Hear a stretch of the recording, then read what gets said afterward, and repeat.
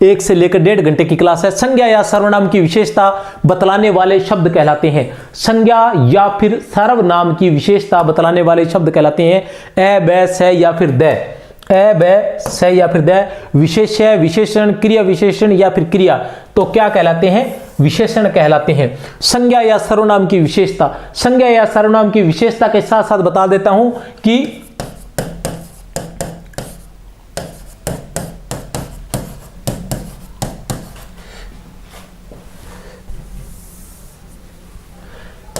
संज्ञा की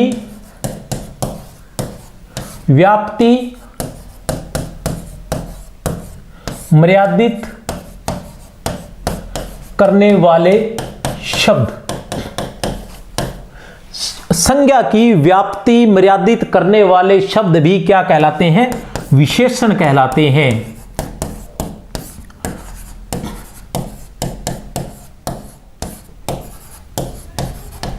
संज्ञा की व्याप्ति मर्यादित करने वाले शब्द भी विशेषण कहलाते हैं। अब क्या है ये व्याप्ति, ये भी बता देता हूं। व्याप्ति क्या करनी है? मर्यादित करनी है। कैसे करनी है व्याप्ति मर्यादित? जैसे मैंने एक बात कही,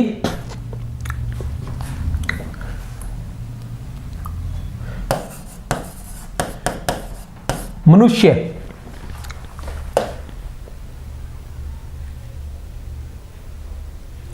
जैसे मैंने एक बात लिखी मनुष्य। अब मनुष्य से तुम लोग क्या समझोगे? मनुष्य से आप लोग ये समझोगे मनुष्य क्या है? संज्ञा है। क्या है ये? संज्ञा है और ये व्यापक है।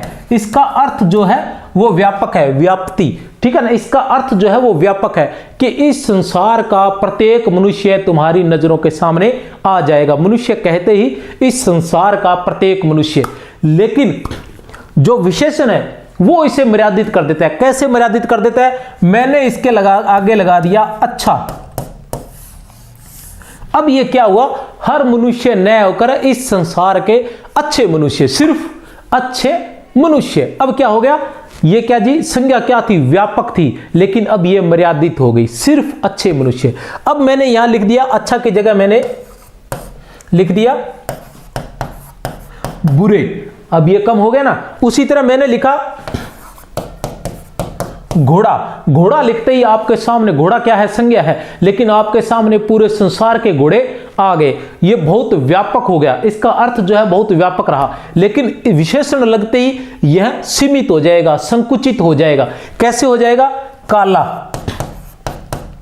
अब सिर्फ आपके सामने काला घोड़ा रहेगा। बाकी जितने भी प्रकार के भूरे हैं, नीले हैं, गुलाबी, संतरी, जितने भी घोड़े हैं वो सारे घोड़े आपकी नजरों के सामने नहीं आएंगे। आपके सामने सिर्फ काला घोड़ा ही रह जाएगा। अब मैंने लिखा घर। ये क्या है? संज्ञा है, जातिवाचक संज्ञा। हर घर, हर किसी का घर, सभी घर। लेकिन मैंने इसके आगे लिख दिया छोटा घर। तो आपके सामने छोटे छोटे घर आ गए। पक्का घर, आपके सामने पक्का घर आया। मैंने लिखा कच्चा घर, आपके सामने कच्चा घर। तो ये जो सारे विशेषण हैं ये क्या करते हैं? संज्ञा को मर्यादित कर देते हैं। उसकी जो व्याप्ति, उसकी व्यापकता जो है उसको मर्यादित कर देते हैं। अर्थात संज्ञा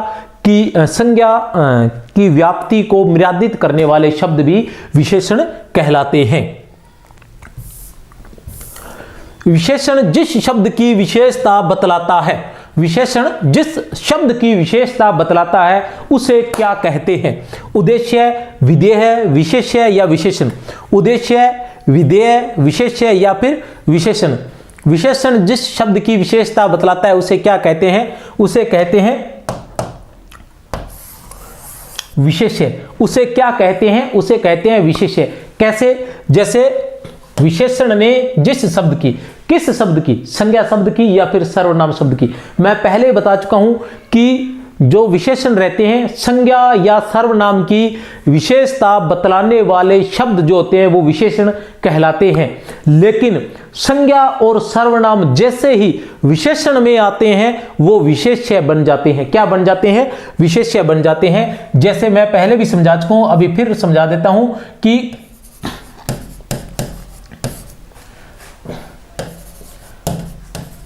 अजय अच्छा है। अब अजय क्या है? अजय है संज्ञा, लेकिन संज्ञा यहां आते ही क्या हो गया? विशेष्य बन गया। क्या बन गया? विशेष्य। और अच्छा क्या है? विशेषण। अर्थात विशेषण जिसकी विशेषता बतलाते हैं। किसकी? अच्छा विशेषण किसकी विशेषता बतला रहा है? अजय की। तो अजय यहां क्या है? विशेष्य है। क्या है? अजय यहां, अजय जो है वो यहां विशेष्य है।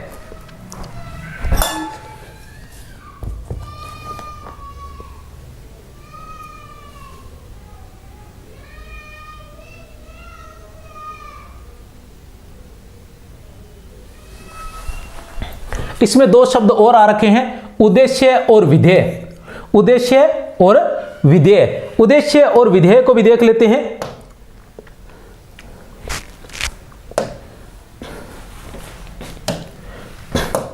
दो शब्द आए हमारे पास, उद्देश्य और विधेय। अब क्या होता है, ये दो नाम भी है। जैसे हम इसके क्या नाम कहते हैं? एक तो हम इसको कह सकते हैं उद्देश्य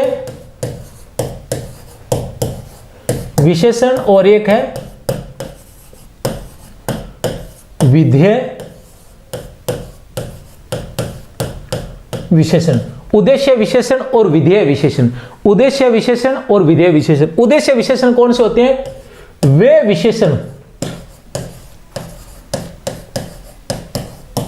वे विशेषण जो संज्ञा से पूर्व में आते हैं। वे विशेषण जो संज्ञा से पूर्व में आते हैं। जैसे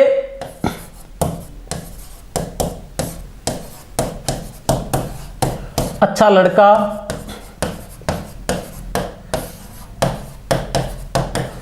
समझदार लड़की, ईमानदार शिक्षक। ठीक है, तो ये क्या है? पहले आए हैं। क्या आए हैं? पहले। ये जो विशेषण है ये पहले आए हैं संज्ञा से। ये है संज्ञा। अगर संज्ञा से पहले आता है विशेषण, संज्ञा से पहले आता है अगर विशेषण, तो ये क्या रहता है? उद्देश्य विशेषण। क्या रहता है? उद्देश्य विशेषण। उद्देश्य विशेषण रहता है। और अगर यही संज्ञा के बाद आता है वे विशेषण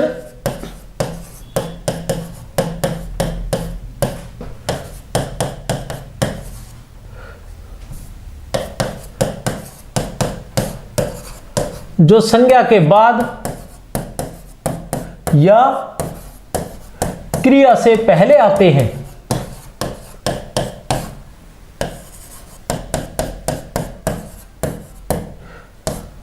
ठीक है, विधेय विशेषण कहलाते हैं। विधेय विशेषण कहलाते हैं। कैसे?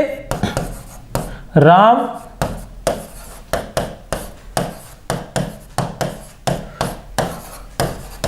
अच्छा लड़का है, या फिर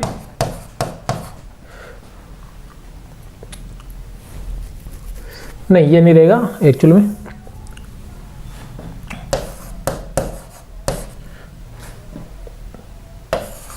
हाँ ठीक है सही। राम अच्छा है, फिर आएगा समझदार लड़की है। यार क्या है? लड़की समझदार है, लड़की समझदार है। तो इस तरह से जब विशेषण बाद में आएगा, विशेषण संज्ञा के बाद में या क्रिया से है क्रिया से पहले आएगा, तो वो क्या कहलाएगा? विधेय विशेषण कहलाएगा। क्या कहलाएगा? वो विधेय विशेषण कहलाएगा। देखते हैं प्रश्न संख्या 3 क्या है। प्रश्न संख्या 3, विशेषण के कितने भेद होते हैं? विशेषण के कितने भेद होते हैं? विशेषण के कितने भेद होते हैं? 3, 5, 4 और 6। विशेषण के कितने भेद होते हैं? तो कितने भेद होते हैं? 5 भेद होते हैं। विशेषण के कितने भेद होते हैं? 5 भेद होते हैं, जिसके बारे में मैं पहले बता चुका हूं। कौन कौन से होते हैं? गुणवाचक विशेषण 1 नंबर, दूसरा परिमाणवाचक विशेषण, तीसरा संख्यावाचक विशेषण, चौथा व्यक्तिवाचक विशेषण और पांचवा सार्वनामिक विशेषण। देखते हैं आगे।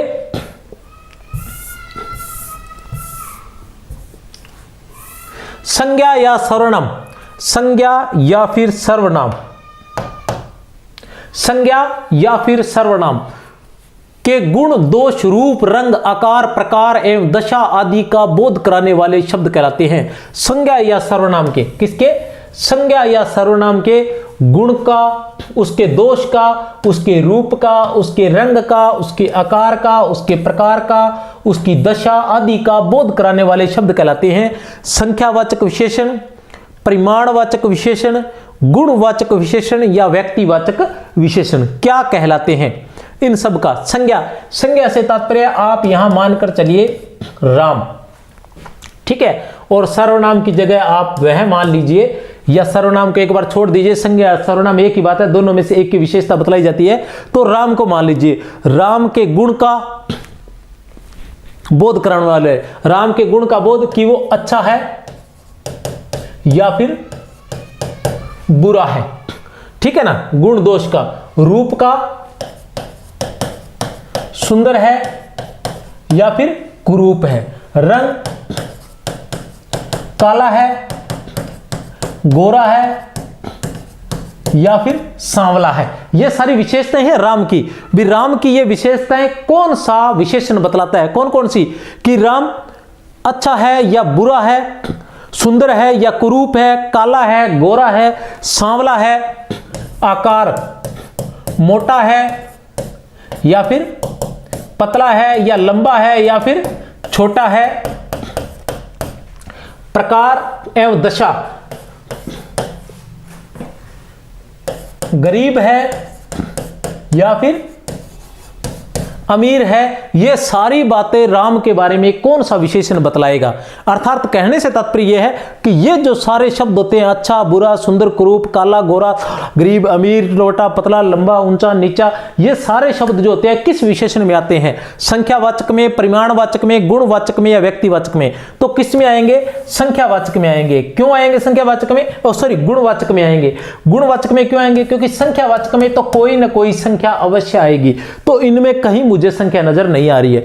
परिमाण में कोई न कोई परिमाण, तोल या माप अवश्य आएगी, मीटर में हो या किलो में हो, वह अवश्य आएगी, लेकिन इनमें कोई नहीं है। और व्यक्तिवाचक विशेषण तो वैसे ही बहुत आसान है कि किसी व्यक्तिवाचक संज्ञा से बने हुए शब्द ही व्यक्तिवाचक संज्ञा से, और ये दो चार प्रकार के शब्द होते हैं। कौन सा? जयपुरी, जोधपुरी, बीकानेरी और कश्मीरी, ठीक है ना, ये दो चार शब्द है।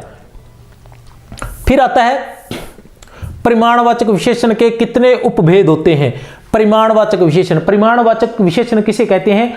जो संज्ञा या सर्वनाम की माप या तोल बताता है, माप या तोल बताता है, वो क्या कहलाता है? परिमाणवाचक विशेषण। परिमाणवाचक विशेषण से तात्पर्य जैसे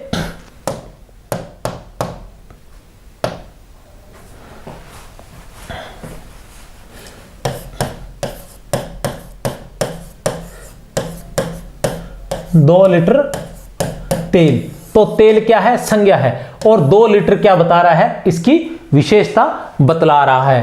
10 व्यक्ति सॉरी, ये संख्यावाचक हो गया। 10 किलो चीनी, 10 किलो चीनी, तो चीनी क्या हो गया? संज्ञा हुआ, और ये 10 किलो क्या हो गया? ये विशेषण हो गया। तो संज्ञा की ये विशेषता बतला रहा है। चीनी क्या है? जातिवाचक संज्ञा है। तेल भी सॉरी, द्रव्यवाचक संज्ञा है। द्रव्यवाचक किसमें आ जाता है? समूहवाचक में आ गया क्या? व्यक्तिवाचक, जातिवाचक और भाववाचक, तो जातिवाचक में आ गया ये सारा।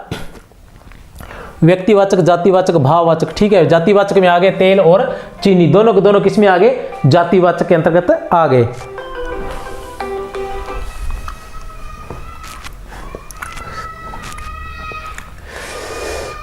ठीक है।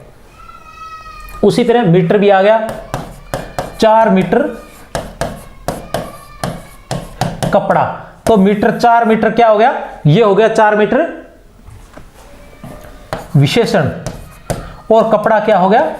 संज्ञा हो गया और ये इसकी विशेषता बतला रहा है। तो मीटर में, किलो में या फिर लीटर में आएगा, किसमें? परिमाणवाचक आएगा। अब कितने भेद होते हैं? 2, 3 या 4? तो कितने भेद होते हैं इसके? 2 भेद होते हैं। कौन कौन से होते हैं 2 भेद? एक तो होता है निश्चित परिमाणवाचक और एक होता है अनिश्चित परिमाणवाचक। एक होता है निश्चित परिमाणवाचक और एक होता है अनिश्चित परिमाणवाचक। अब निश्चित क्या है? जैसे 2 लीटर, यह निश्चित परिमाणवाचक है। 10 किलो चीनी, यह भी निश्चित परिमाणवाचक है। 4 मीटर कपड़ा, यह भी निश्चित परिमाणवाचक है। लेकिन यहां कह दी जाए कुछ लीटर तेल, तो यह हो गया अनिश्चित परिमाणवाचक। उसी जगह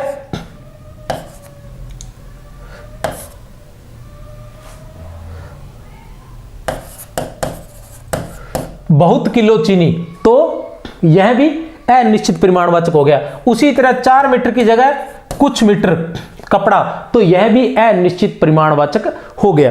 तो इस तरह से ये क्या? निश्चित परिमाणवाचक या फिर अनिश्चित परिमाणवाचक विशेषण। चलते हैं प्रश्न संख्या 6 पर। संज्ञा की विशेषता बतलाने वाले सर्वनाम कहलाते हैं। संज्ञा की विशेषता बतलाने वाले सर्वनाम कहलाते हैं व्यक्तिवाचक विशेषण, सार्वनामिक विशेषण, संकेतवाचक विशेषण, बै व सह दोनों। बै व सह दोनों क्या कहलाते हैं? व्यक्तिवाचक विशेषण, सार्वनामिक, संज्ञा की विशेषता बतलाने वाले।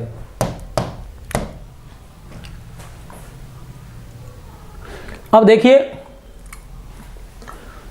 संज्ञा या सर्वनाम की विशेषता बतलाने वाले शब्द तो कहलाते हैं विशेषण। उसमें तो सारे आ जाएंगे, लेकिन यहां क्या पूछ रहा है? संज्ञा की विशेषता बतलाने वाले सर्वनाम।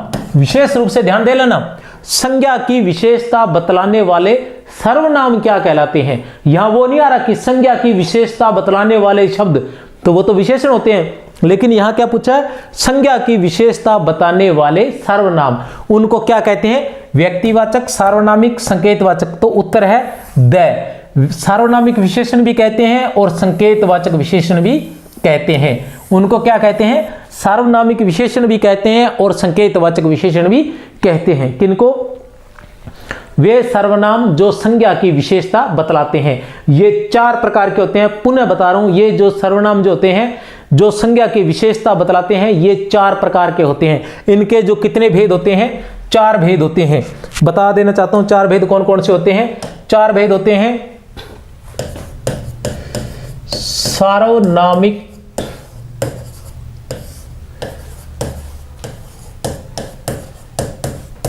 विशेषण। कौन कौन से भेद होते हैं? 1 नंबर पर आ जाता है निश्चयवाचक सार्वनामिक विशेषण। दूसरा आएगा अनिश्चयवाचक सार्वनामिक विशेषण। तीसरा आएगा प्रश्नवाचक सार्वनामिक विशेषण। और 4 पर आएगा संबंध बोधक सार्वनामिक विशेषण। निश्चयवाचक सार्वनामिक विशेषण, अनिश्चयवाचक सार्वनामिक विशेषण, प्रश्नवाचक सार्वनामिक विशेषण और संबंध बोधक विशेषण। और इनमें कौन कौन से मूल जो चिन्ह रहते हैं? वो निश्चयवाचक में तो रहता है यह और वह। अनिश्चयवाचक में कोई और कुछ। प्रश्नवाचक में कौन और क्या। और संबंध बोधक में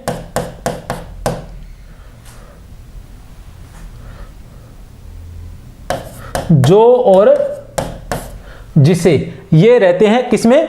सार्वनामिक विशेषण के अंतर्गत। ये जो सर्वनाम है, ये जो सर्वनाम है, ये रहते हैं किसमें? सार्वनामिक विशेषण में। ये मूल रूप से क्या है? ये सर्वनाम है। ये मूल रूप से क्या है? ये सर्वनाम है। लेकिन जब ये संज्ञा के साथ आते हैं, जैसे यह लड़का सुंदर है, तो यह लड़का क्या है? संज्ञा, जातिवाचक संज्ञा, और इसके साथ यह क्या आ गया? सर्वनाम आ गया। संज्ञा के साथ जैसे ही सर्वनाम आ जाएगा तो वह क्या हो जाएगा? सार्वनामिक विशेषण बन जाएगा। क्या बन जाएगा? सार्वनामिक विशेषण बन जाएगा। उसी तरह से कौन व्यक्ति आ रहा है? कौन व्यक्ति आ रहा है? तो व्यक्ति क्या है? जातिवाचक संज्ञा, और कौन क्या है?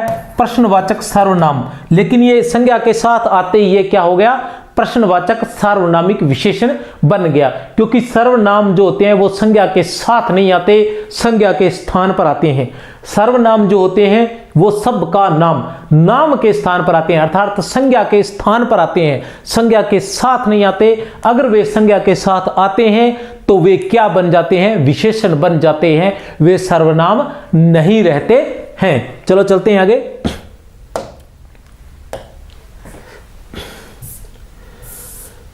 प्रश्न संख्या 7, व्यक्तिवाचक संज्ञा से बने शब्द, व्यक्तिवाचक संज्ञा से बने विशेषण कहलाते हैं। व्यक्तिवाचक संज्ञा से बने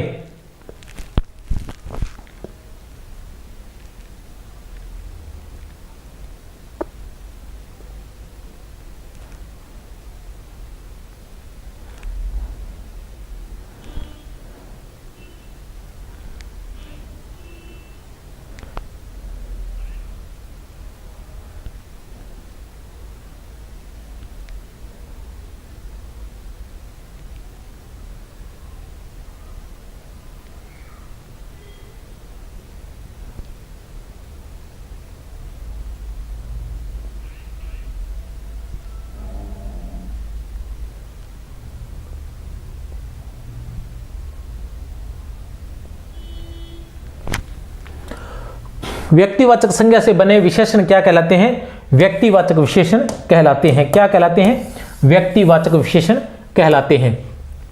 प्रश्न संख्या 8, उस पुस्तक को पढ़ो। उस पुस्तक को पढ़ो वाक्य में विशेषण है। उस पुस्तक को पढ़ो वाक्य में विशेषण है संकेतवाचक, संख्यावाचक, गुणवाचक या परिमाणवाचक। उस पुस्तक को पढ़ो, उस पुस्तक को पढ़ो में है संकेतवाचक, संख्यावाचक, गुणवाचक या फिर परिमाणवाचक। तो क्या है? उत्तर है ए, संकेतवाचक। संकेतवाचक अर्थात सार्वनामिक विशेषण। संकेतवाचक अर्थात सार्वनामिक विशेषण। अब सार्वनामिक विशेषण कैसे है? उस,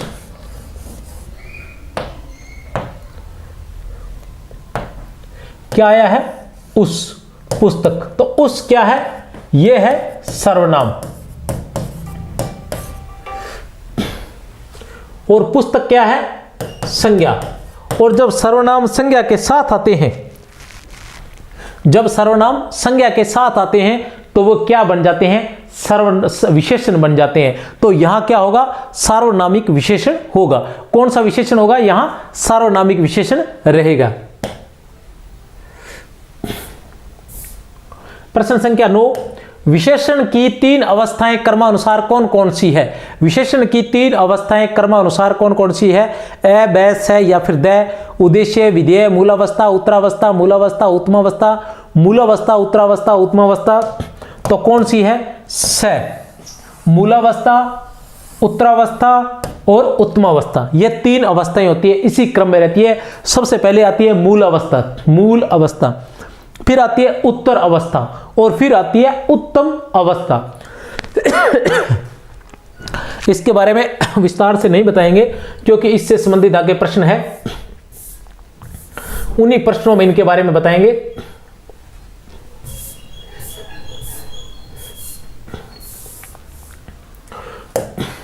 कुलसन अच्छा खिलाड़ी है, कौन सी अवस्था है? विशेषण की कौन सी अवस्था है? कुलसन अच्छा खिलाड़ी है, विशेषण की कौन सी अवस्था है? कुलसन अच्छा खिलाड़ी है, विशेषण की कौन सी अवस्था है? अब देखिए, कुलसन ये क्या है? संज्ञा है। अच्छा क्या है? विशेषण है। अच्छा क्या है? विशेषण है। तो ये किसकी विशेषता बतला रहा है, विशेषण है। अब ये बताना है हमको ये है कि ये कौन सी अवस्था है, उत्तरावस्था, उत्तमावस्था या मूल अवस्था। तो ये कौन सी अवस्था है, मूलावस्था है। अब मैं इनके बारे में बताना चाहूंगा कि मूलावस्था में तो क्या होता है कि सिर्फ विशेषता बतलाई जाती है। क्या की जाती है, केवल विशेषता बतलाई जाती है संज्ञा की। और उत्तरावस्था 2 नंबर पर रहती है उत्तरावस्था। उत्तरावस्था में क्या होता है, दो संज्ञाओं में, संज्ञाओं या वह सर्वनाम में तुलना की जाती है।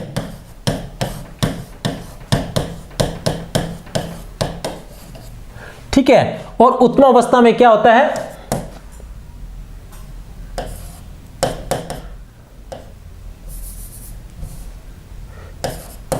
दो से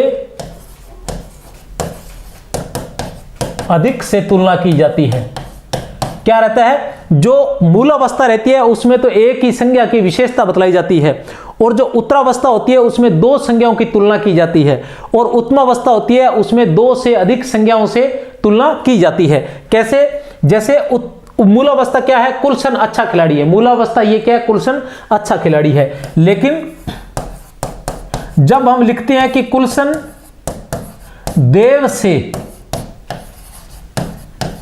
अच्छा खिलाड़ी है, कुलसन देव से अच्छा खिलाड़ी है, तो ये कौन सी अवस्था हो जाती है, दो संज्ञाओं में तुलना हो जाती है। ऐसी स्थिति में यह क्या हो जाता है, उत्तरावस्था हो जाती है। अगर हम इसकी जगह लिखें कि कुलसन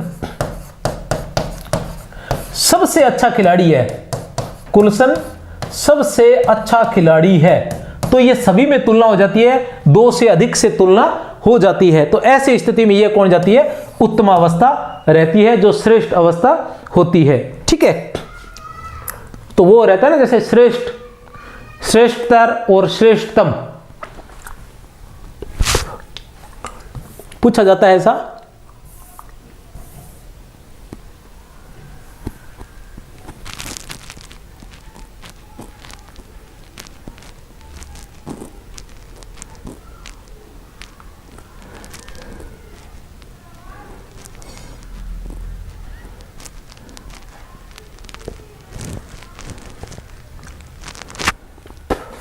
निम्नलिखित शब्दों में से विशेषण नहीं है, निम्नलिखित शब्दों में से विशेषण नहीं है, बेचारा, बहादुर, अच्छा और सुंदरता।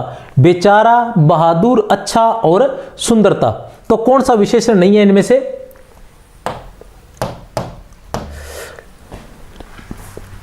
देखिए यहां एक बात मैं आपको बता देना चाहता हूं कि हमारे एक समस्या रहती है। समस्या यह रहती है कि एक तरफ तो आ जाता है विशेषण और दूसरी तरफ आ जाता है भाववाचक संज्ञा। अब हमारी समस्या क्रिएट हो जाती है कि वो विशेषण है या फिर वो भाववाचक संज्ञा है। इन दोनों में पहचानने में हमारी समस्या रह जाती है। तो इन दोनों को पहचानने की बड़ी ही आसान सी बात है कि जब विशेषण आता है तो संज्ञा और सर्वनाम के बीच में किसी कारक विभक्ति का प्रयोग नहीं होता है। जब विशेषण आता है तो संज्ञा और सर्वनाम के बीच में, संज्ञा और सर्वनाम के साथ किसी कारक या विभक्ति का प्रयोग नहीं होता। इन दोनों के बीच में, मतलब अगर संज्ञा या सर्वनाम के साथ विशेषण आता है तो इन दोनों के बीच में, जैसे संज्ञा या सर्वनाम, तो इसके साथ क्या आएगा, विशेषण आएगा। या तो बाद में आएगा या फिर पहले आएगा, लेकिन इनके बीच में कोई कारक या विभक्ति नहीं आएगी जब विशेषण आएगा। लेकिन जब भाववाचक संज्ञा आएगी तो कारक या विभक्ति का प्रयोग जरूर होगा। कारक या विभक्ति का प्रयोग जरूर होगा। कैसे होगा मैं बताता हूं आपको, कि जैसे इसमें उत्तर बता देता हूं। निम्नलिखित शब्दों में से विशेषण नहीं है, सुंदरता जो है वो विशेषण नहीं है, सुंदरता जो है वो विशेषण नहीं है। अब बताता हूं कैसे, कि बड़ा ही आसान है, राम बेचारा, राम बेचारा, बिल्कुल सही है, राम बेचारा। राम बहादुर, या फिर बहादुर राम क्रोचे, या फिर बेचारा राम करो, कोई फर्क नहीं पड़ेगा, विभक्ति की हमें आवश्यकता नहीं पड़ रही है। फिर है राम अच्छा या अच्छा राम करो, कोई फर्क नहीं पड़ रहा है। लेकिन सुंदरता, राम सुंदरता बिल्कुल भी नहीं जच रहा, राम सुंदरता या सुंदरता राम, ठीक है, बिल्कुल भी नहीं जच रहा। तो इसके लिए हमें क्या करना पड़ेगा, विभक्ति का राम की सुंदरता, क्या करना पड़ेगा, राम की सुंदरता, विभक्ति का प्रयोग करना पड़ेगा। जैसे ही विभक्ति का प्रयोग होगा तो हम उसको पहचान लेंगे कि वो क्या है, भाववाचक संज्ञा है। इस तरह से हम उस भाववाचक संज्ञा को बड़ी ही आसानी से किसके साथ लगाकर, राम के साथ लगाइए, या आपका जो भी नाम है, सीता, गीता, महेश, संजय, मक्खन, गणपत, राहुल, गुलाब, जो भी आपका नाम है आप उसके साथ जोड़ सकते हैं। कौन सा विकारी है, कौन सा विकारी है, इनमें से कौन सा विकारी शब्द है, क्रिया विशेषण, विशेषण, संबंध बोधक या समुच्चय बोधक। तो विकारी कौन सा है, बहुत ही आसान प्रश्न है, विशेषण। कौन सा है, विशेषण। तो हाँ, आपको मैं बताना भूल गया, जो विशेषण है वो क्या है, विकारी शब्द है। विशेषण जो है वो क्या है, विकारी शब्द है। अब जो शब्द होते हैं उनको, शब्दों को कितने भागों में बांटा गया है, 2 भागों में बांटा गया है। कितने भागों में, 2 भागों में। एक में आता है विकारी शब्द और दूसरा आता है अविकारी शब्द। केवल नाम बताऊंगा, ज्यादा नहीं जाऊंगा मैं, इतना अपने पास समय नहीं है। विकारी शब्द और अविकारी शब्द, इसके अंदर आते हैं 4, संज्ञा, सर्वनाम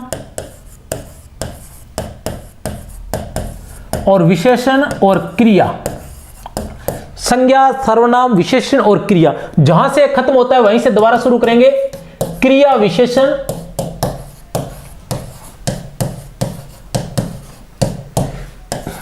दूसरा आएगा समुच्चय बोधक,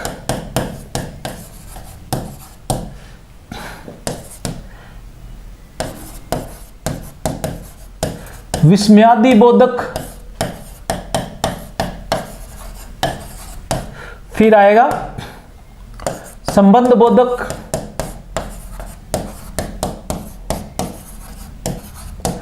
फिर आएगा 5 नंबर पर निपात को भी माना जाता है। अब अविकारी को अवयव भी कहते हैं, अविकारी शब्दों को अवयव शब्द भी कहा जाता है, ध्यान लगा लेना। अवयव जो होते हैं इसके अंदर अविकारी शब्द आएंगे। संज्ञा, सर्वनाम, विशेषण, क्रिया के बाद अवयव का ही टेस्ट है। तो ये है विकारी और अविकारी शब्द। शब्दों को 2 प्रकार से बांटा गया है, विकारी शब्द और अविकारी शब्द। प्रश्न संख्या 13, क्या है प्रश्न संख्या 13, पुस्तक से कौन सा विशेषण बनेगा, पुस्तक से कौन सा विशेषण बनेगा। तो इसके बारे में मैं बता देता हूं कि यह जो प्रश्न है यह पहले परीक्षाओं में पूछा जा चुका है, पहले की परीक्षाओं में यह पूछा जा चुका है। किस में पूछा गया है यह भी मैं बता देना चाहता हूं आपको। आरटेट भर्ती 2011 में, आरटेट किसमें, 2011 में आरटेट की जो भर्ती थी 2011 में आई थी, उसमें यह प्रश्न पूछा गया था। क्या था, पुस्तक से कौन सा विशेषण बनेगा। तो कौन सा बनेगा, ए, बै, से या फिर द। तो पुस्तक से कौन सा विशेषण बनेगा, पुस्तक की है। कौन सा विशेषण बनेगा, पुस्तक की है, जो है वो पुस्तक से विशेषण बनेगा। क्योंकि पुस्तकालय क्या है, यह भी विशेषण नहीं है, सीधी सीधी बात है। पुस्तकालय क्या है, संज्ञा है। पुस्तकें क्या है, यह भी संज्ञा है। और पुस्तकों, यह भी संज्ञा है। पुस्तकें ही बहुवचन है ये खाली। और पुस्तकीय क्या है, ये बना है विशेषण।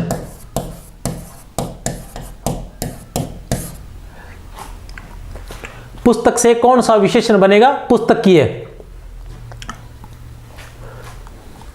फिर आते हैं प्रश्न संख्या 14 पर। ये सभी प्रश्न किसी न किसी परीक्षा में पूछे गए हैं। किस वाक्य में सार्वनामिक विशेषण है, किस वाक्य में सार्वनामिक विशेषण है, यह प्रश्न भी किस वाक्य में सार्वनामिक विशेषण है? यह पटवार भर्ती 2011 में, किसमें? पटवार की जो भर्ती है 2011 की, उसमें पूछा जा चुका है। किस वाक्य में सार्वनामिक विशेषण है? कुछ चने मेरे लिए छोड़ देना। यह लड़का बहुत चालाक है। ध्यान लगा लेना, क्या पूछा है? किस वाक्य में सार्वनामिक विशेषण है? क्या है? सार्वनामिक विशेषण है। कुछ चने मेरे लिए छोड़ देना। सॉरी, नहीं है। देखना, मैं बार बार बोलता रहता हूं कि नहीं का याद रखो, असंगत का याद रखो, इसलिए गलती हो जाती है। कितने भी आप माहिर क्यों ना हो, किसने भी महारत आपको हासिल क्यों ना हो, कितने भी आप अनुभवी क्यों ना हो, ये गलती होती ही होती है। इसलिए प्रश्न को अच्छे से पढ़िए और नहीं को कीजिए। किस वाक्य में सार्वनामिक विशेषण नहीं है? कुछ चने मेरे लिए छोड़ देना।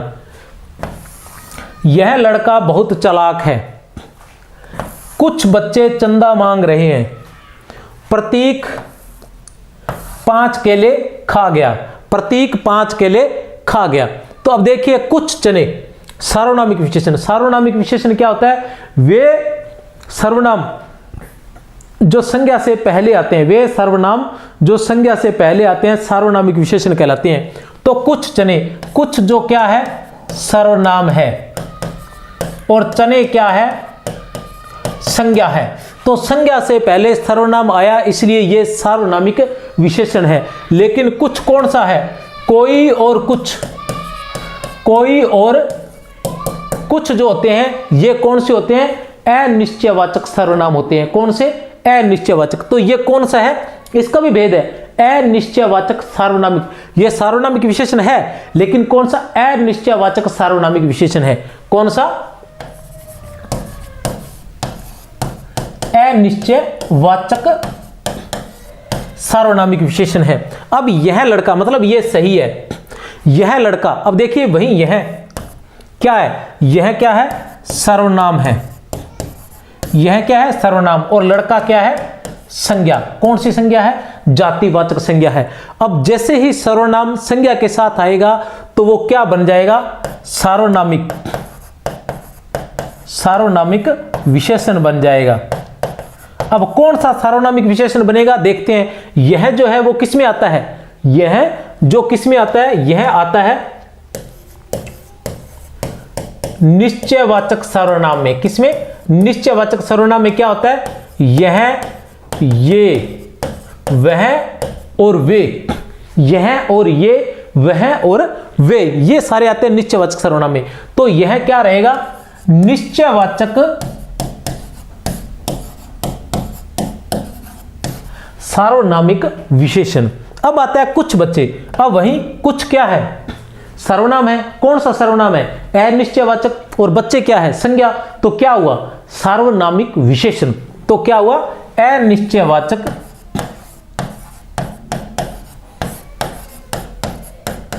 सार्वनामिक विशेषण। लेकिन यहां देखिए 5 केले, तो यहां कहीं भी मुझे सर्वनाम दिखाई नहीं दे रहा, क्योंकि सार्वनामिक विशेषण पूछा है। सार्वनामिक विशेषण कौन कौन से होते हैं मैं आपको पहले ही बता चुका हूं। एक होता है निश्चयवाचक, ठीक है, आ रहे हैं। एक होता है निश्चयवाचक। निश्चयवाचक के चिन्ह क्या होते हैं? कोई और। निश्चयवाचक क्या होते हैं? यह और ये, वह और वे होते हैं। क्या इसमें यह और ये, वह और वे आया? नहीं आया, इसलिए पहला सर्वनाम भी नहीं है। दूसरा होता है अनिश्चयवाचक। अनिश्चयवाचक के क्या चिन्ह होते हैं? कोई और कुछ होते हैं। क्या इसमें कोई और कुछ आया है? नहीं आया, तो अनिश्चयवाचक भी नहीं है। तीसरा सार्वनामिक विशेषण क्या होता है? प्रश्नवाचक। प्रश्नवाचक में क्या होता है? कौन, क्या या किसे। क्या इसमें आया है? नहीं आया, तो प्रश्नवाचक भी नहीं है। चौथा क्या है? संबंधवाचक सर्वनाम, जो सो होता है, ठीक है, तो जो सो आया, नहीं आया। तो यहां क्या लिखा हुआ है? 5 केले। 5 केले, तो 5 क्या है? विशेषण, और केले क्या है? संज्ञा। संज्ञा की विशेषता बतला रहा है 5, तो यहां कौन सा हो गया? और संख्या भी कौन सी है? निश्चित। तो निश्चित संख्यावाचक विशेषण, ये क्या है? सार्वनामिक विशेषण न होकर क्या है? निश्चित संख्यावाचक विशेषण है। अब देखो इसकी जगह ये लिखा है 5 केले, तब तो ये है निश्चित संख्यावाचक। अगर यहां होता 5 किलो केले, यहां अगर होता 5 किलो केले, तो ये हो जाता निश्चित परिमाणवाचक विशेषण। यह क्या हो जाता? निश्चित परिमाणवाचक विशेषण। इसी तरह यहां हो जाता कुछ केले होता तो यह होता अनिश्चित संख्यावाचक, अनिश्चित संख्यावाचक। अब कुछ क्या होगा, परिमाण में नहीं आएगा क्योंकि केलों की गिनती की जाती है, कुछ से तात्पर्य ऐसे उनके तोल के नहीं दिया जा सकता, इसलिए वो अनिश्चित संख्यावाचक में आएगा, अनिश्चित परिमाणवाचक में नहीं आएगा।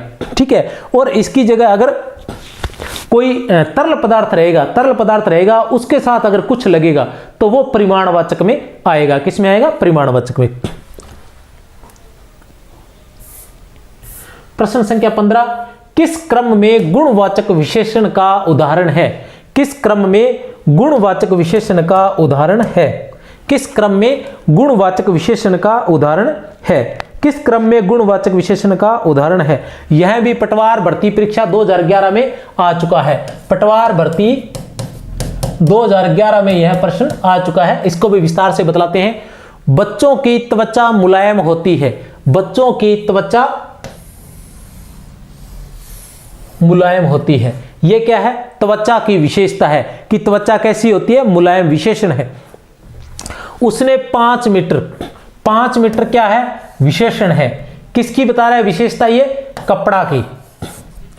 उसके पास 4 पुस्तकें हैं। 4 क्या है, विशेषण। किसकी विशेषता बतला रहा है, पुस्तकों की। उस वृक्ष को,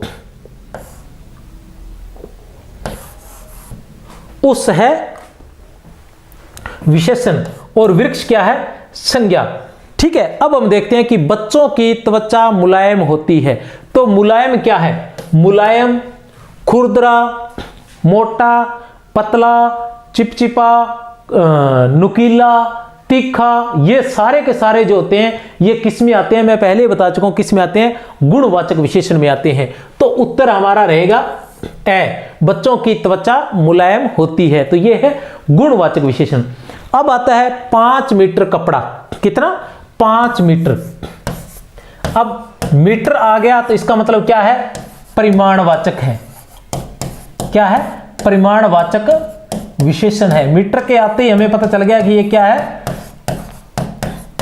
परिमाणवाचक विशेषण है। लेकिन कौन सा है, तो 5 लिखते ही हमें पता चल गया कि ये निश्चित परिमाणवाचक विशेषण है। अब आता है 4 पुस्तकें। 4 पुस्तकें। अब 4, सिर्फ 4 आया है तो हमें पता चल गया कि ये क्या है, संख्यावाचक विशेषण है। ये क्या है, संख्यावाचक विशेषण है। क्या है, संख्यावाचक विशेषण है। और संख्यावाचक में भी कौन सा है, 4 क्या है, निश्चित है, तो निश्चित संख्यावाचक है। निश्चित संख्यावाचक विशेषण है। अब उस वृक्ष को, उस क्या है, सर्वनाम है, और वृक्ष क्या है, संज्ञा है। अब ये इस सर्वनाम ने फिर गलती कर दी।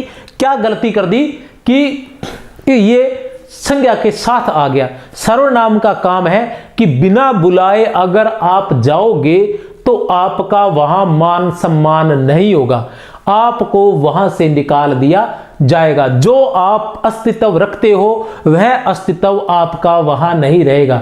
बिना बुलाए मेहमान की कोई पूछ नहीं होती। तो ये बिना बुलाए है, संज्ञा के साथ आकर बैठ गए। इनका एक ही काम है, वो काम क्या है, वो काम ये है कि संज्ञा के स्थान पर जाकर बैठना। अगर संज्ञा नहीं है, इसे संज्ञा का प्रतिनिधि कहा गया। भाषा चंद्रोदय में सर्वनाम को संज्ञा का प्रतिनिधि कहा गया कि जब, कहने से तात्पर्य यह है कि अभी परीक्षा चल रही है, परीक्षा का ही बात बता देता हूं कैसे गड़बड़ झाला होता है। 2 परीक्षार्थी पकड़े गए हैं। पकड़े ऐसे गए कि जो नकल मारने वाला परीक्षार्थी था, डील हो चुकी थी, पहले अखबार में आया है कि डील हो चुकी थी, लाखों में डील हुई थी कि मेरी जगह तू परीक्षा पर बैठ जाना। अब भाई साहब क्या हुआ कि वो भी आ गया, वो दोनों आ गए। जिसने परीक्षा देनी थी, जिसने पैसे दिए थे, उसने देखा कि जिसने मेरी जगह बैठना था, जिसको मैंने पैसे दिए, वो तो अभी तक आया नहीं है। तो इससे अच्छा है कि मैं ही बैठ जाता हूं, क्या होता मैं वैसे ही पास हो जाऊंगा, उससे मैं बैठूंगा तो उससे पैसे तो वापस ले लूंगा कम से कम। तो ऐसा करके वो भाई साहब जाके कुर्सी पर बैठ जाते हैं। अब क्या हुआ कि जिसको पैसे दिए थे वो भी आ गया, उसने बाहर देखा, उसको वो भाई साहब दिखे नहीं, वो भी किसी तरह से अंदर जाकर उस कुर्सी पर बैठने की जिद करने लग गया। अब वो दोनों एक दूसरे को जानते थे नहीं, तो अब क्या हुआ, दोनों ही मारे गए। तो कहने से तात्पर्य उस व्यक्ति का काम तो इतना था कि उसकी जगह जाकर बैठना, लेकिन जब वो बैठा है तब वो चला गया, तब वो अस्तित्वहीन हो गया और पकड़ा गया। तो उसी तरह से कह रहे हैं बिना बुलाए नहीं जाना चाहिए, तो बिना बुलाए ये आ गया, तो इसकी वजह से ये सर्वनाम न रहकर क्या बन गया, विशेषण बन गया। तो यहां क्या हो गया, सार्वनामिक विशेषण हो गया है। चलो चलते हैं आगे, प्रश्न संख्या 16। बस शेयर कर दीजिए, करिए, आप शेयर करते नहीं है। किस वाक्य में संबंधवाचक सार्वनामिक विशेषण है? किस वाक्य में संबंधवाचक सार्वनामिक विशेषण है? अब संबंधवाचक सार्वनामिक विशेषण है भैया, और पेपरों में पहले आ चुका है ये प्रश्न। क्या है? संबंधवाचक सार्वनामिक विशेषण देखना है आपने। क्या देखना है? संबंधवाचक सार्वनामिक विशेषण देखना है। क्या देखना है आपने? संबंधवाचक। यह भी पटवार भर्ती 2011 में आ चुका है। पटवार भर्ती 2011 में यह प्रश्न आ चुका है। ठीक है, कोई आदमी मिलने आया है। सबसे पहले हम देखते हैं विशेषण। विशेषण क्या है? कोई। यह किताब हटा दो, यह। ठीक है, जिस काम को करना हो, जिस। इसे नहीं, उस पुस्तक को, उस। अब हम निकालते हैं कोई आदमी, संज्ञा। यह किताब, संज्ञा। जिस काम, संज्ञा। उस पुस्तक,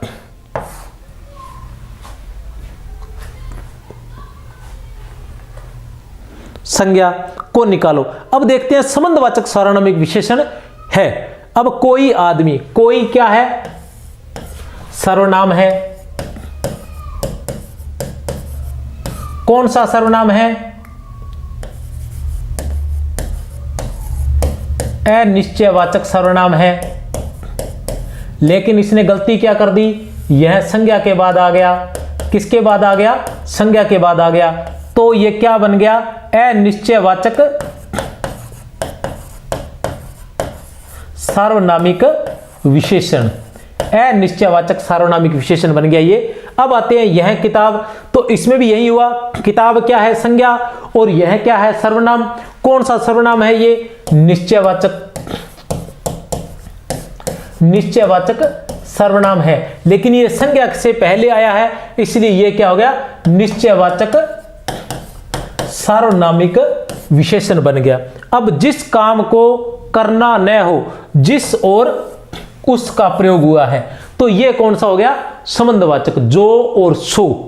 ठीक है, तो क्या हुआ? जिस काम को करना न हो, उस काम को, तो ये क्या हुआ? संबंधवाचक। उत्तर है यही। अब इसे उस पुस्तक, उस क्या है? सर्वनाम, और पुस्तक क्या है? संज्ञा। तो यहां भी क्या हो गया? ये भी हुआ, क्या बोलते हैं उसको? सार्वनामिक विशेषण हुआ। यह भी सार्वनामिक विशेषण हो गया।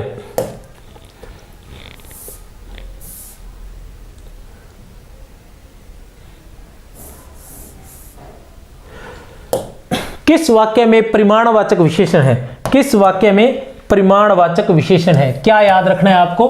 परिमाणवाचक विशेषण है। खेल का मैदान लंबा है। खेल का मैदान लंबा है। पंकज अच्छा गायक है।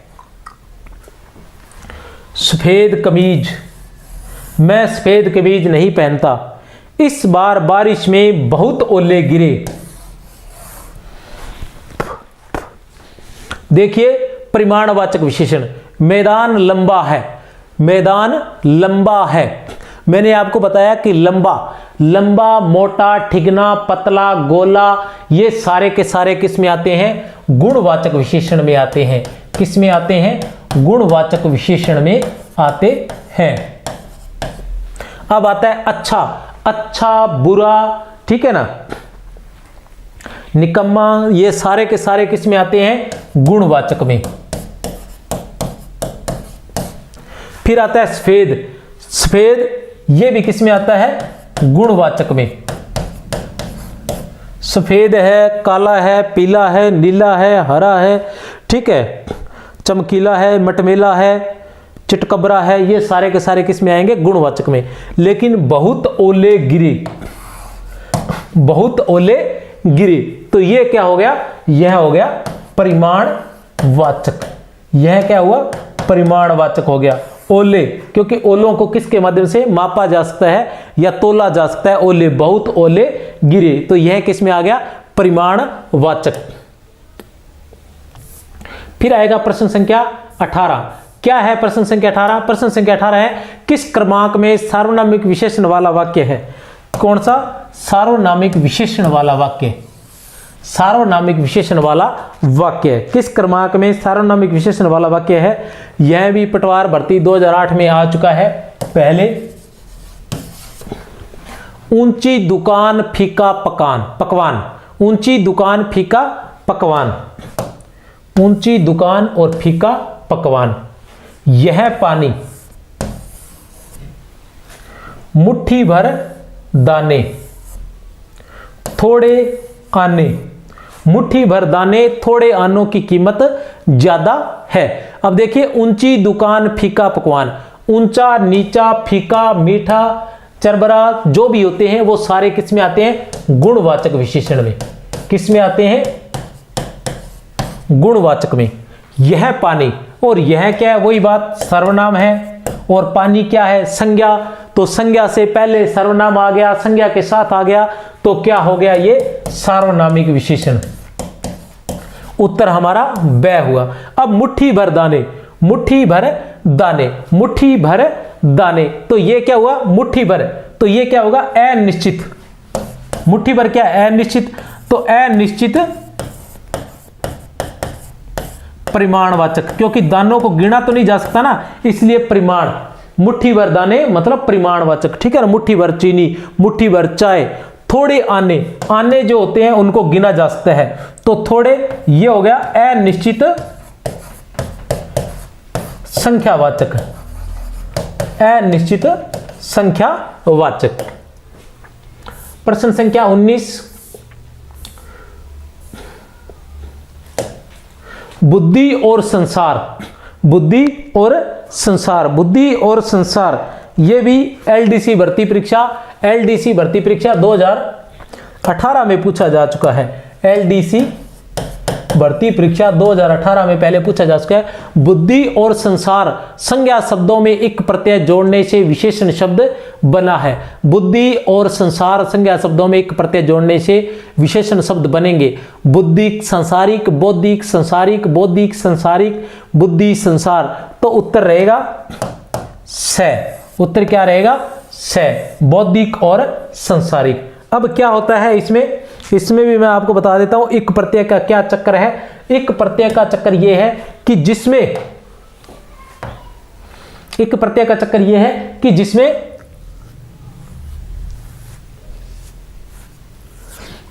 संस्कृत के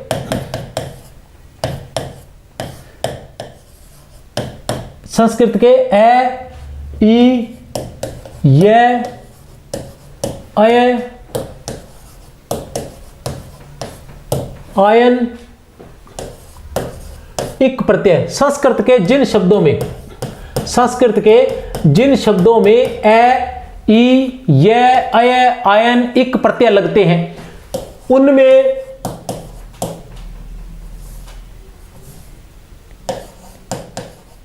प्रत्यय लगते हैं, उनके प्रारंभिक जो वर्ण रहता है उसमें परिवर्तन आ जाता है। उनके प्रारंभिक वर्णों में परिवर्तन कैसे रहता है, ए का तो क्या हो जाता है, आ हो जाता है, और ई और ए का आई हो जाता है, ऊ और ओ का क्या हो जाता है, औ हो जाता है। अभी देखते हैं हम कैसे, जैसे बौद्धिक, बौद्धिक का कैसे बना,